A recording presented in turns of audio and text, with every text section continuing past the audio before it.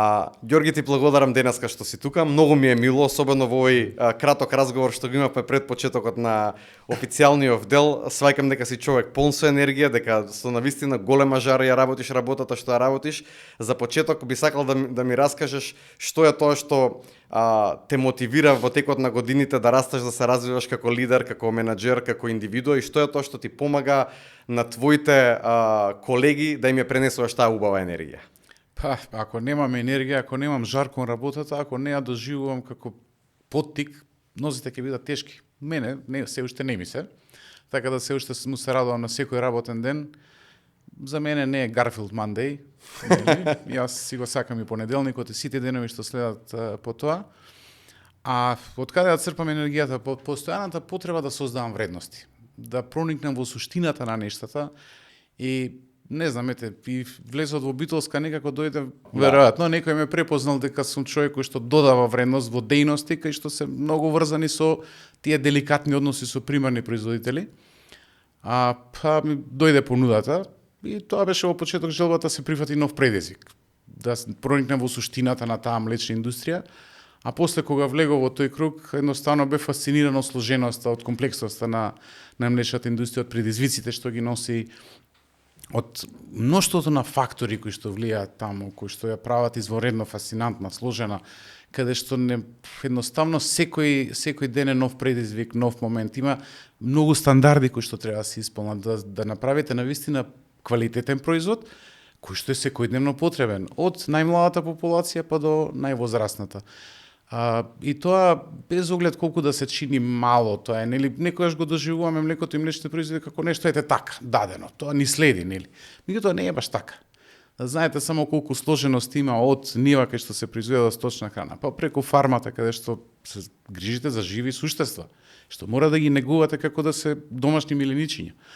Па да дојде млекото квалитетно, па сето тоа зависи, не знам, каква сточна храна користела кравата, каква треба пасела, како било чувано млекото, нивото на хигиена, тоа е постојанен круг, како е донесено кај нас, како е преработено, како е стасано до финалниот потрошувач, значи многу фактори кои што едноставно секој ден прават нови предизвици, прават да не носи една нова енергија затоа што секогаш има нешто ново.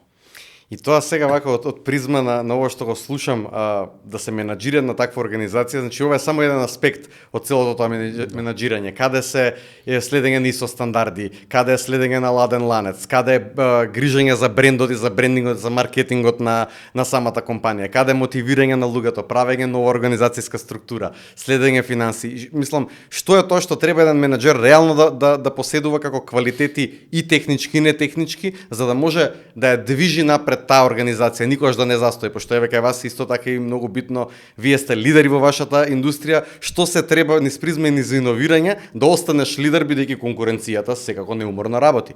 Так, имаме еден час да одговорам? И имаме колку сакате.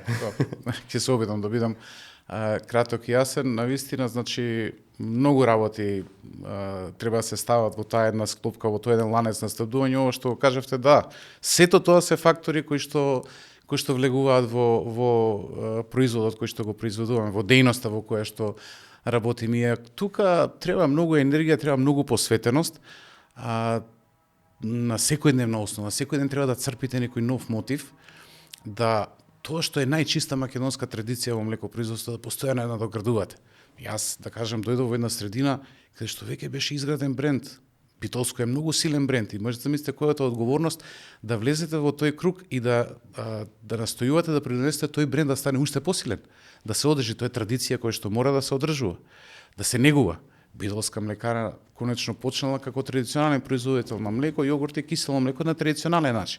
Па тоа низ годините морало да биде прилагодувано, да се стави во една современа технологија, во современа опрема да се прилагоди. И традиционалните се производи да се речеме во јадрото на она што е битолска млекара како битолска, меѓутоа ние секако ако останеме само традиционални нема да напредуваме, затоа што во меѓувреме се развиваат нови вкусови, нови потреби и ние постојано ги следиме, постојано настојуваме не само да ги следиме, туку и да предвидиме какви ќе бидат потрошувачките трендови. Многу читаме, многу следиме дури понекогаш завидуваме развиените пазари колку се понапред, меѓутоа знаеме дека тоа ќе дојде и кај нас и во голема мерка сме спремни за таа работа.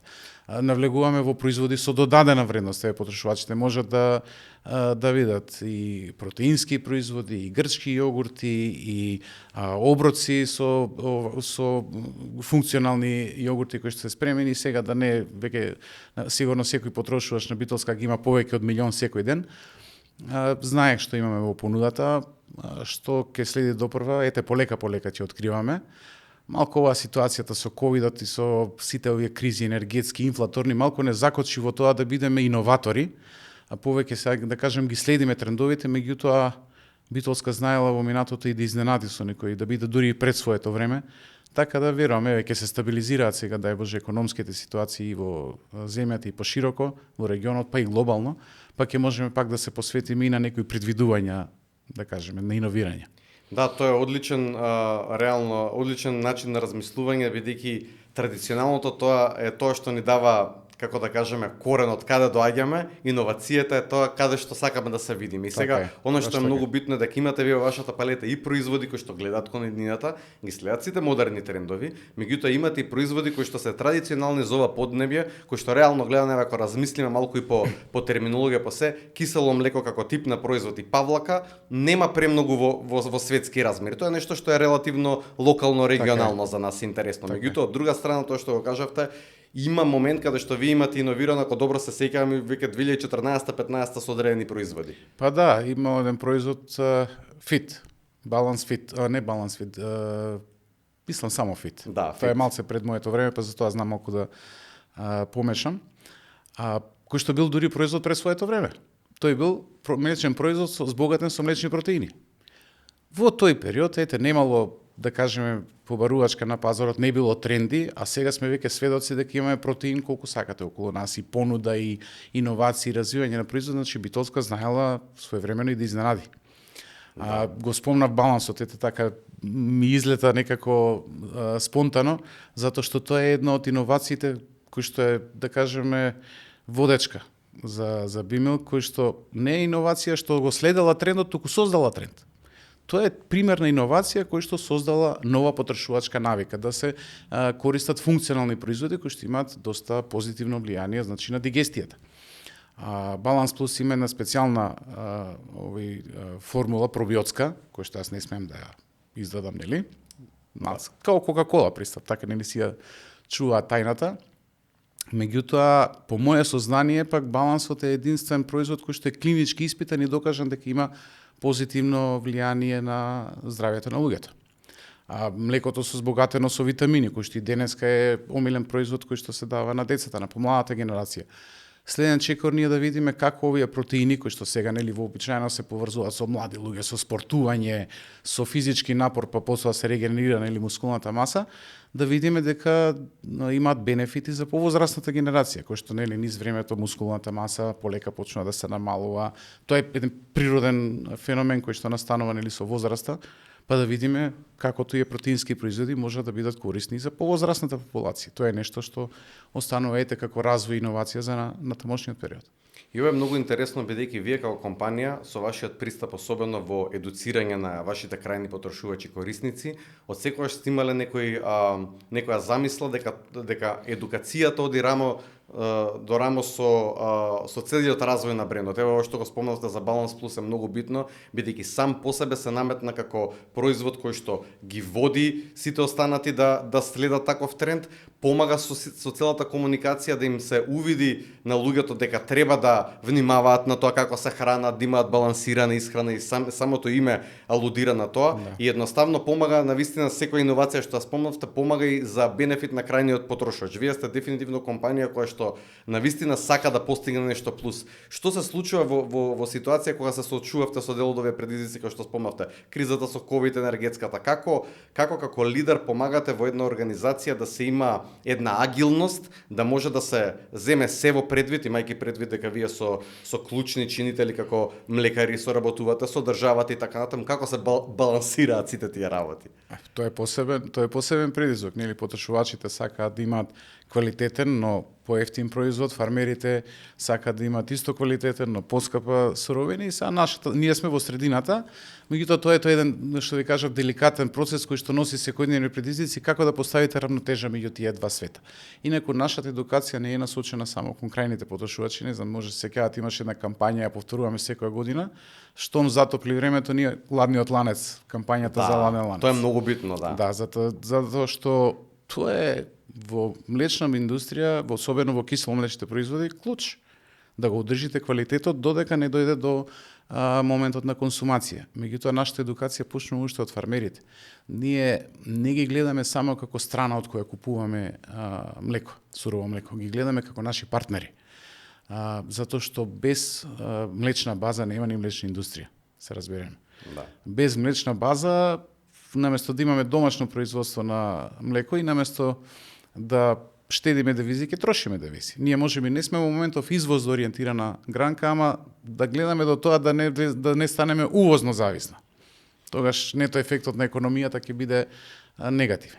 И затоа се трудиме во тој процес, значи да почнеме од фармерите, ќе повторам, ги гледаме како наши партнери, со совет, со вложување опрема и технологија, со кредитирање под поповолни услови отколку што или пофлексибилно отколку што може да речеме од другите финансиски чинители да добијат. Од средби најмалку еднаш до два пати годишно, каде што сме сите заедно, кои што не се само за веселба, туку и пред се имаат и едукативен дел. Прво имате еден работен дел, па потоа имате опуштен дел. Во тој работен дел ги слушаме. Ние многу сакаме да слушаме што се нивните потреби. Меѓутоа, на тие потреби да одговориме максимум што може, меѓутоа и нашите стручни луѓе доста се едуцираат во напредните технологии, во она што е напредок во примарното млекопроизводство, тоа го пренесуваат на фармерите.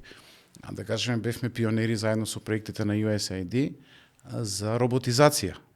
Па да видиме таму кои се бенефитите, дали можеби тоа треба да се прошири и на поширока, да не бидат само 2 фарми во Македонија, да бидат 200 фарми во Македонија кои што користат и не само роботизација, туку и нови современи опреми за измолзување, за одржување на хигиена, за зголемување на квалитет, бидејќи наша задача е да го сочуваме квалитетот кој што е на фарма. Ние не можеме вештачки да го подобриме квалитетот. Да го сочуваме цел тој ланец и да се едуцираме внатрешно пред се како да напредуваме, да почитувањето на квалитетот и стандардите кои што ги спомнавме, тие се во генот на Бимилк. Тие се во изворниот код на Бимилк. Посветеноста кон квалитетот, кон најефикасно извршување на сите процеси, оперативни, комерцијални, маркетиншки, па се до крајниот потрошувач, логистиката, да сето тоа се испланира да дојде таму каде што е потребно, кога е потребно, по цена која што е прифатлива. Колку е мисијата и визијата важна и за мотивација на остатокот од организацијата и надворешно комуницирана кон самиот потрошач? Колку тие вредности што ги спомнувате неколку пати, колку тие влијаат на тоа да луѓето сватат за каква компанија станува збор и како тоа ги мотивира во однос на тоа како ја гледаат компанијата? Па прво, обстанокот и обстојувањето на тие вредности и посветеноста, прво е многу важно за самата внатрешна организација. Значи, ние, ако не ги имаме пред себе, зборам од прв до последен, од сите вработени, ако не ги имаме пред себе тие вредности и не живееме според нив, никој нема да ни верува. Ако не зрачи таа енергија во самите нас, не можеме да рефлектираме таа позитивна енергија и тие вредности. А кон потрошувачите, освен што ги комуницираме, значи оставаме и самите некојаш да осознаат дека навистина битолска млекара, помалку сакаме да зборуваме, повеќе сакаме да покажеме дека живееме според тие вредности, без оглед тоа дали е одржливост, без оглед дали е тоа замена на некои фосилни горива со помалку загадувачки горива, без оглед дали е замена на дел од потрошувачката на електрична енергија со сопствени фотоволтаици, па дури и до едно најобично филтерче од 100 евра кој што сме го вградиле во производната линија за да даде уште поголема чистота на дел од производите.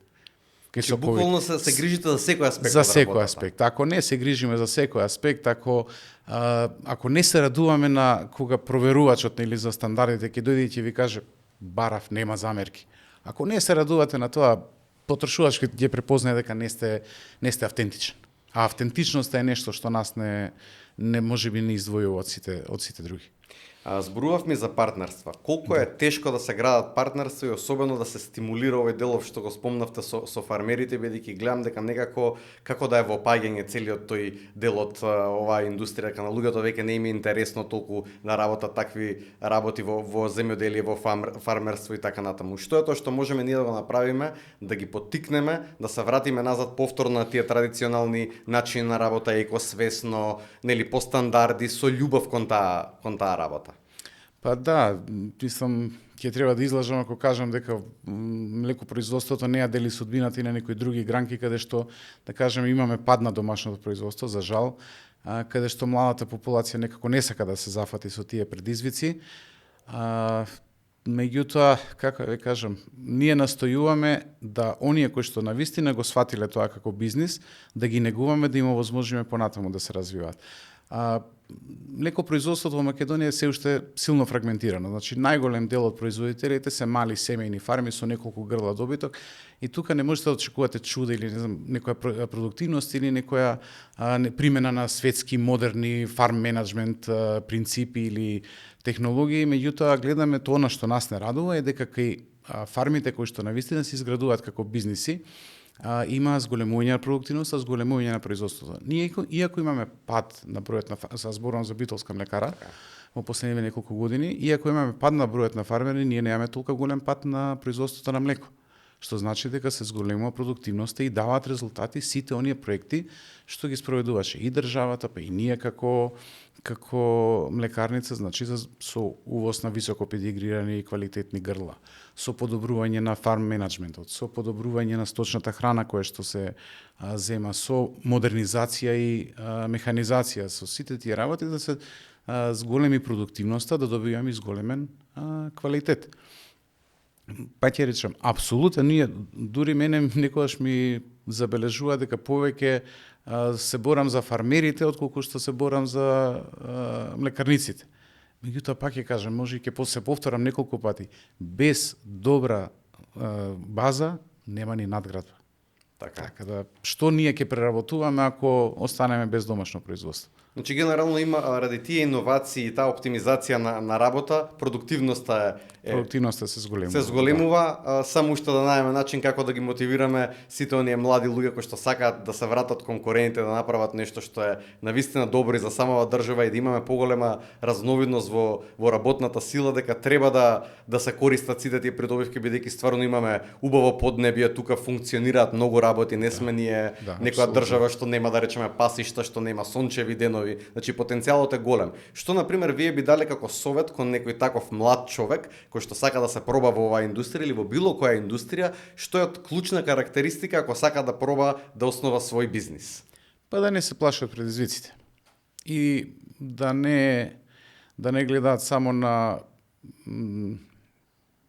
како да кажам сега, да не испаднам према никого. Да не бидат негативни? Да не бидат. Не, зборот ми беше да не се гледаат себе си само во некоја државна администрација или во државна управа. Еве, јас после првите 10 години комоција во државни органи, кои што бара многу работа, тоа комоција е многу условно, нели, тамо не значи дека седевме и не работевме. Тоа беа нови институции кои што се градат од почеток, меѓутоа јас го направив чекорот и излегов од тој еден условно комфор на работа во државни органи, прифатив работа во приватен сектор. Нормално дека тоа носеше и ризици, и непознаници, и се, меѓутоа ете, јас го направив тој чекор и еве денеска сум тука во позиција пред вас да се изборуваме, да се разменуваме мислења, да се прифаќаат предизвици едноставно и млечната индустрија е многу благородна пред се. Што не води нас мислата? На најмалку милион луѓе секој дневно им давате здрав, квалитетен, нутритивен производ. Нас што не интересира како луѓе? Вода, воздух, храна, така? Тоа е тоа. Од таму црпиме енергија. Од таму црпиме енергија, тоа ни е битно, тоа се тие, ќе каже некој ситно нешто, млекото, тоа е од Бога дадено, па не е баш така. Не е баш така. Ако нема луѓе кои што го негуваат и гаат, тоа нема ќе секни тоа. Така е. Надеж ми дава што еве веќе во неколку фарми втората, третата генерација се обидува да влезе во тоа. Ќе има надеж. Значи, ќе има опстанок, мора да работиме на тоа, затоа што, векам, превелого е важна оваа индустрија, затоа така да ја препуштиме. Дали ние како компанија или пошироката заедница? А што е, например, најдобар совет што сте го добиле вие во текот на кариерата, што без разлика дали ви е даен директно или индиректно, или сте го прочитале, или сте го виделе некаде, што е тоа што најмногу ве придвижило и најмногу ве инспирирало? Па ќе издвојам два.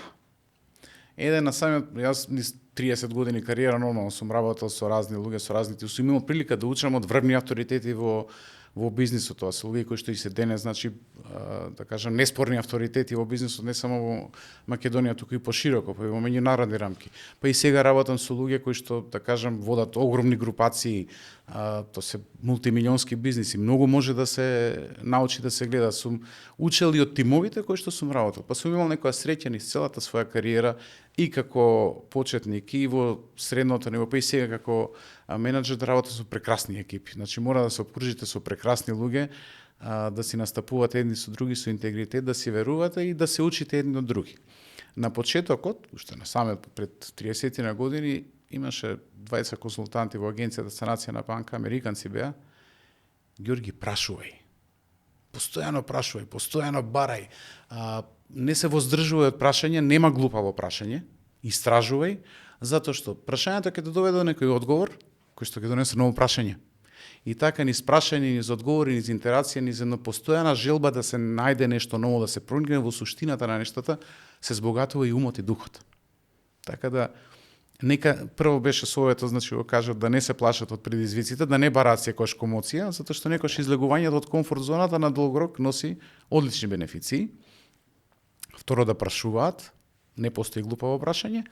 А третиот совет го најдов читајќи литература. Јас за лидерството, нели, од менаџмент веќе треба да преидете кон лидерство во една фаза од животот. Едното е како да се извршуваат нештата, а другото е што треба да се направи, нели? Многу црпам инспирација во лидерството од мемуари на големи војсководци, особено од Втора светска војна, затоа што мислам дека нема повисок тип на лидерство или поголем тип на лидерство од тоа да можете да поведете млади луѓе да ве следат кон крајниот предизвик. Да. Знаеме на што мислиме и како мислиме. И еден од нив вели: не им кажувај на луѓето како да ги направат нештата. Кажи им што треба да се направи, пушти ги да ти изненадат со својата премисленост. Ова е многу добар совет, особено поради тоа што, да речеме, во ситуации на несигурност и страв, многу менаџери се враќаат кон на старо лошо правило на микроменаџирање. Ова е се спротивно тоа, значи давање на луѓе доверба, да најдат свој начин да одговорат, а вие како лидер само да ги насочите кон тие нијанси кои што ја прават разликата. Да. Со тоа што понекогаш се фаќам и себе си како навлегам во микроменаџмент, не постои вакцина против тоа. Така. Нема имунитет на тоа, меѓутоа јас тоа го гледам на друг начин, некако желба да бидам најумен и најпаметен, дури и на техничарите да им кажам како начин да ги разберам нештата, да проникнем во суштината на нештата, за да може би подобро да водам. Инаку тама работа, ако сега јас како економист земам да им се мешам на луѓето од техниката или луѓето од одржувањето, како да одржуваат, сигурно ќе зафркнам нешто. Така да.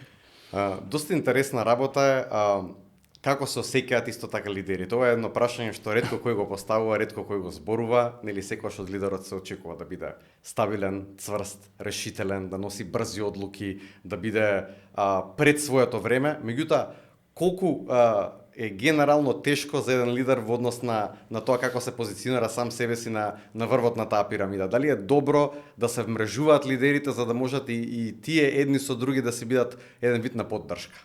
Апсолутно. Апсолутно е многу важно. Апсолутно е многу важно. Секој од нас се труди да биде автентичен, затоа што тоа е автентично лидерство кое што, да кажеме, на крај продуцира најдобри резултати. Ако не се обидувате да влезете во калапот на некој друг, затоа што сите сме различни личности, сите биле различни околности. Меѓутоа, она што сите треба да не спојува, тоа е енергијата и интегритетот. Значи, ако немате интегритет како човек, како личност, ќе ве препознаат и тогаш нема да остане многу од лидерството. Значи да секогаш ја зборувате вистината, да не манипулирате и некојаш да кажете и не знам. Значи нема ништо страшно ако лидерот каже не знам. Иако стереотипот е, нели, ние треба да бидеме сезнајучи. Само така низ таа интеракција со тимовите се гради таа кохезија во тимот и едноставно вие не се наметнувате со звањето, него се наметнувате со тоа што го зрачите од себе. Така. Колку е, например, тешко да се даде автентичен фидбек на луѓето во организацијата? Дали многу често искрениот и добронамерен фидбек се зема здраво за готово или па се зема со доза на критика? Дали луѓето знаат да прифатат позитивна критика? Па тоа е еден од најголемите предизвици во проучувањето на човечките ресурси. Повеќето од луѓето сака да примат фидбек, ама не ќе да дадат фидбек, затоа што се плашат од последиците од реакцијата на другите. Не знам, јас по природа сум човек кој што отворено ги кажува нештата. Нормално на начин кој што нема да навреди некого или на начин кој што нема да повреди нечи интегритет. Се трудам искрено да го кажувам што е моје мислење дека би можело да се подобри кај некоја личност или во некоја работа. Сега работа на секој да го прифати тоа, да не го прифати, да се сложи или да не се сложи. Затоа што значи во бизнисот нема премногу демократија, меѓутоа дебата секако дека треба. Инаку ако мислите дека се знаете, се можете и само вие ќе кажете, тоа нема ништо од тоа. Може има нешто на краток рок, меѓутоа на долг рок гледаме дека тие компании веќе не постојат. Тие компании каде што главниот лидер менаџер е се во компанијата, се зависи од него и нема никаква автономија во преземање на одлуки и преземање на одговорности. Кога сме на таа тема, што значи да се преземе одговорност и да се биде лидер? Дали луѓето кај нас го разбираат тоа доволно добро или нешто на кое што можеме да продолжиме да работиме? Па мислам дека треба да се продолжи да се работи, затоа што се уште има, среќавам дека менаџерската позиција се дожива како нешто што носи привилегии, ама малку сакаме да подзаборавиме на одговорностите. Освен привилегии, носи многу одговорности, носи па и стресови, па и, да кажам, адреналин, непроспани ноќи. Се уште го памтам, кога се градеше зградата кај што живеам, не знам, можеме вака да навлеземе малку во... Апсолутно. Ако имаме време. Да. Значи се враќам од работа, затворам кулата и една длабока воздишка. И тука еден човек кој што ги копа каналите таму за спроведување на овој инфраструктура, некои инсталации. И вика, шо е, господине, тешко? Викам, па вака, кога те гледам тебе, викам, како се мачиш на Жешко, викам, болја си поќутам. Вика, види, не е се така. И јас вика, да, мачно ми е, копам тука на Жешкото, ама ќе дојдам дома, вика, ке се избањам, ќе одам на пиво и заборавам. Ти у 3 сат са бајле се будиш? Викам, па да. Не ти е лесно. Значи, секоја планина со своја тежина, ако не го прифатите, меѓутоа, ако не го прифатите тоа, како англискиот израз, it comes with the territory. Да си доаѓа со дефинитивно со самата работа, да. Така, ако не сте спремни тоа да го прифатите како дел од вашето секојдневие, ако не ве води мислата дека да, ќе вложам малку енергија, малку стрес, малку предизвици, малку непроспани ноќи, ама на другата страна ќе излезе некоја нова додадена вредност или некој нов проект или некоја иновација во производниот, техничкиот или во крајните производи, ако не го доживеете тоа како свое вложување во резултатот, нема да имате успех.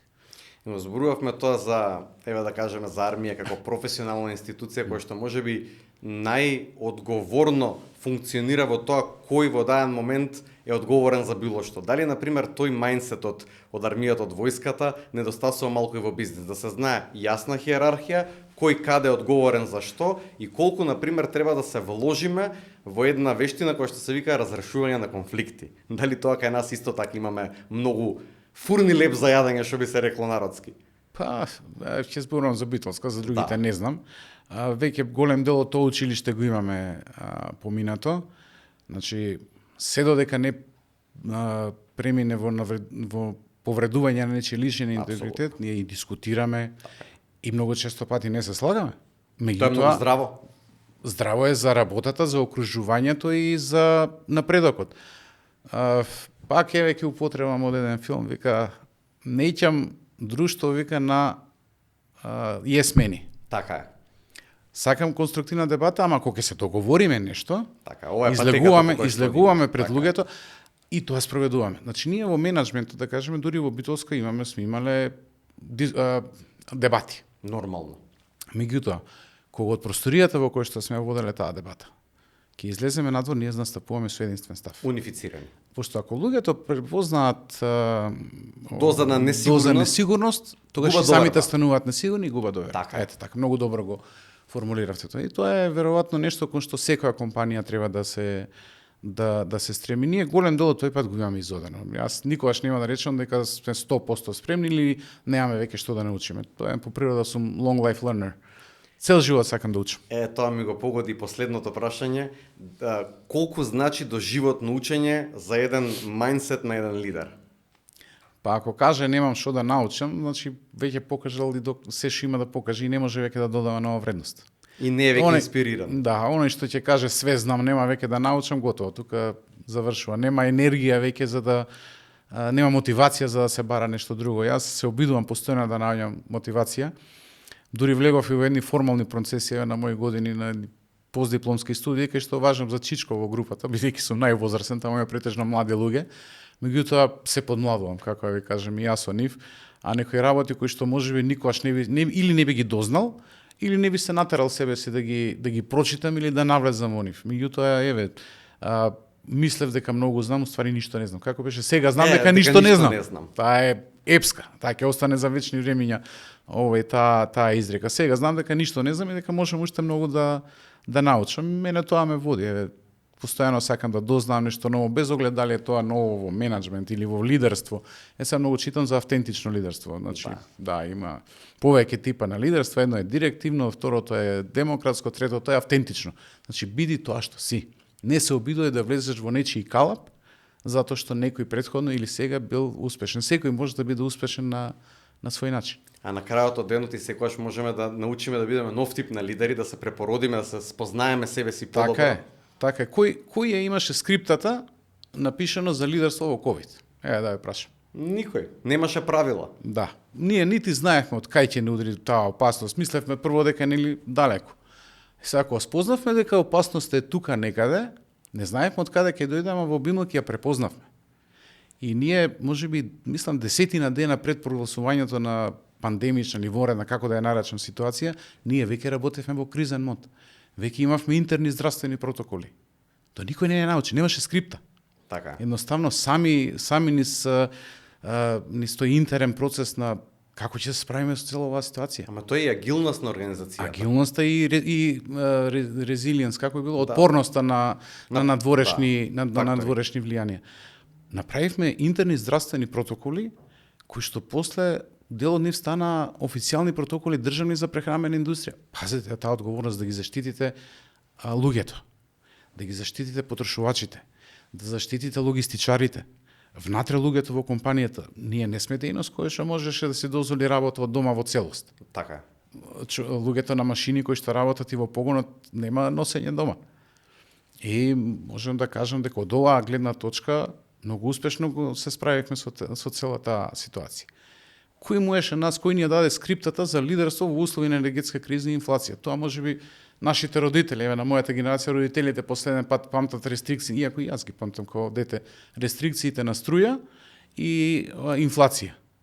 Моравме да се снаоѓаме. Дали тоа беше inflation committee натрешен во секој ден анализа на трошоците, на можностите како да заштедиме, затоа што она што може би не издвојува од многу други компании е исклучителната посветеност кон општествената одговорност. Не знам дали се сеќавате, во едно време Битолска беше истакнувана како компанија која што се покажала како општествено одговорна во времето кога цените одат до небо. Така. Значи, ние тогаш настојувавме да заштедиме максимум што може, да рационализираме, да операционализираме, да бидеме ефикасни, за да можеме дел од тие трошоци да ги абсорбираме. И ја користам оваа прилика да им се заблагодарам на сите вработени во Бимел, кои што не само во ковид кризата покажаа дека навистина се одговорни луѓе, но и во инфлаторна. Иако и самите беа соочени со зголемени трошоци за живот, се согласивме дека можеби ние ќе бидеме чекор наназад од другите во прилагодувањето кон тие зголемени трошоци за живот. Имавме голема поддршка од групацијата која што припаѓаме, која што во даден период профитот го стави во втор план. Па еве и сега најдобар показател на таа наша општествена одговорност е од бизнис лидер. Да. Сме прогласени за компанија со најголеми приходи, со најголем број вработени, ама не сме најпрофитабилни. Така, и тоа баш сакав да го кажам, поради тоа што по тоа се гледа дека е малку ставено во преден план што му е битно на потрошувачот, а при тоа се пази многу детално и убаво за тоа како компанијата продолжи напред, бидејќи сами знаете дека секоја компанија мора да биде профитно ориентирана, зашто тој профит продолжува да дава мотив за нови иновации, за движење на фирмата напред, а истовремено за давање на добар квалитет на тоа што веќе со години луѓето го очекуваат, бидејќи Така е. сега очекувањата од ваша страна се доста високи. Да, и при тоа ние во ниеден момент не направивме компромис со квалитетот. Така е. Значи, ние не сме исклучително иновативна компанија во бизнис процесите, затоа што ова Така. сепак е една традиционална дејност. Меѓутоа, она кон што се настојуваме е одличност, пак ќе кажем, во тие комерцијални, оперативни, логистички процеси, контролата на квалитетот, значи да обезбедиме производ со соодветни нутритивни карактеристики на најдобар начин таму каде што е потребен. Георги, ви благодарам многу што бевте гостин на оваа епизода. Навистина многу може да се научи од вас и начинот на кој што функционирате како компанија и како лидер, и би сакал во некоја наредна прилика повторно да се видиме и да го продолжиме овој разговор. Благодарам, че ми биде задоволство.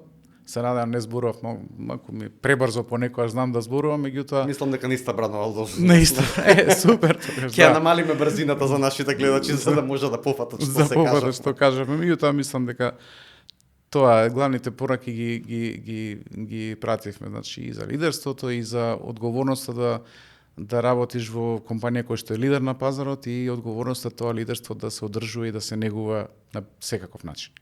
Ти благодарам уште еднаш. Благодарам и на вас.